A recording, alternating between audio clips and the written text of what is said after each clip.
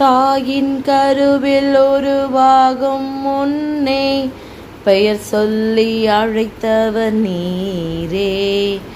தாயினும் மேலாக அன்பு வைத்து நீர் எனக்காக மீண்டும் வருவீரே.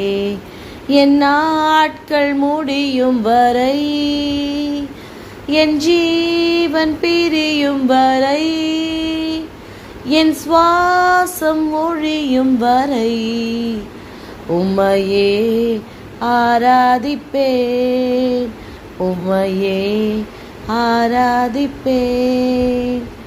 கர்த்தருடைய பரிசுத்த நாமத்துக்கு ஸ்தோத்திரம். பிரியமானவர்களே, இந்த 108ஆம் நாளுக்கான விசுவாச அறிக்கை, அது சங்கீதங்களின் புத்தகம் 22ஆம் அதிகாரம் 10ஆம் வசனம். கர்ப்பத்திலிருந்து வெளிப்பட்ட போதே உமது சார்பில் விழுந்தேன். நான் என் தாயின் வயிற்றில் இருந்தது முதல் நீர் என் தேவனாய் இருக்கிறீர். ஆமென். ஆம் பிரியமானவர்களே, தாயின் கருவிலே உருவாகும் முன்னே நம்மை அழைத்த ஆண்டவர் பெயர் சொல்லி அழைத்திருக்கிறார். உருவாக்கினவர் அவர்தாம் என்பதால் நாம் எதை குறித்தும் கலங்கவோ திகைக்கவோ பயப்படவோ வேண்டாம். ஏனென்றால் நம்முடைய தேவனாகிய கர்த்தர் சிருஷ்டி கர்த்தர், அவர் எல்லாவற்றையும் உருவாக்கினவர்.